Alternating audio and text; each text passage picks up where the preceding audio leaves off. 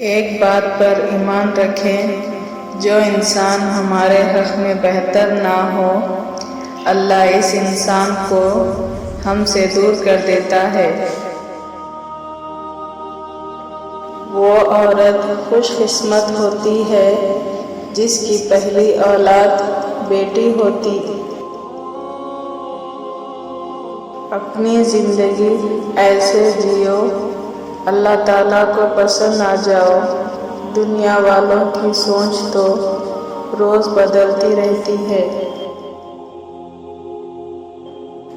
اللہ کے نزدیک بہترین انسان وہ ہے جس کا وجود دوسروں کے لیے فائدہ مند ہو۔ اللہ تعالیٰ ہمیں لوگوں میں آسانیاں تقسیم کرنے کا شرف بخشے، آمین۔ جو مصیبت ہمیں اللہ سے دور کرے وہ سزا ہوتی ہے، اور جو مصیبت ہمیں اللہ سے قریب کرے وہ آزمائش ہوتی ہے۔ اللہ پر ہمیشہ بھروسہ رکھو، کیونکہ اللہ وہ نہیں دیتا جو تمہیں اچھا لگتا ہے، بلکہ وہ دیتا جو آپ کے لیے اچھا ہوتا ہے۔ پریشانیاں بڑھ جائیں تو خدا کے سامنے رو لیا کریں، بے شک وہ 70 ماؤں سے زیادہ پیار کرنے والا۔ نماز کے لیے دنیا کو چھوڑ دو، لیکن دنیا کے لیے نماز کو نہیں چھوڑو۔ جب یقین اللہ کی ذات پر ہو تب ہر چیز کی پرواہ کرنا چھوڑ دیا کرو، کیونکہ وہ ذات کسی کو مایوس نہیں کرتی۔ گھروں میں رکھا قرآن پر جمی ہوئی دھول دلوں پر جمی ہوئی سیاہی کو ظاہر کرتی ہے۔ جسم کو مت سنوارو بلکہ روح کو سنوارو، کیونکہ جسم کو مٹی میں مل جانا ہے اور روح کو خدا کے پاس جانا ہے۔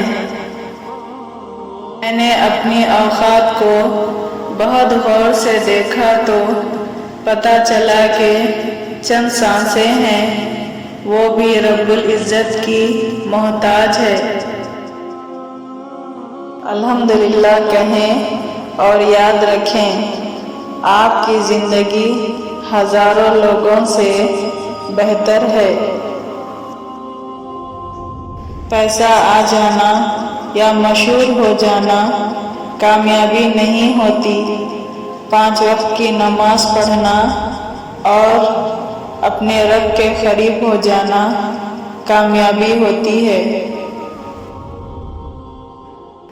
کبھی تم دوسروں کے لیے دل سے دعا مانگ کر تو دیکھو، تمہیں اپنے لیے مانگنے کی ضرورت نہیں پڑے گی۔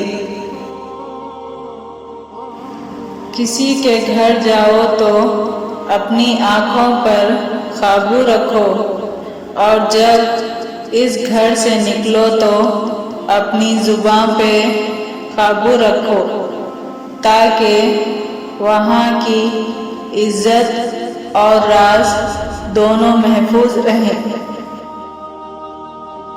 جب تک ہم اللہ کے راستے پر ثابت قدمی سے چلتے رہیں گے، تب تک کوئی بھی ہمیں جھکانے میں کامیاب نہیں ہو سکے گا۔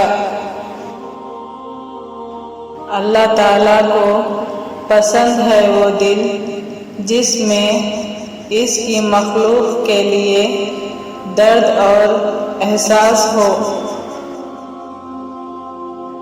خوف خدا ایک ایسا چراغ ہے جس میں نیکی اور بدی صاف نظر آتی ہے۔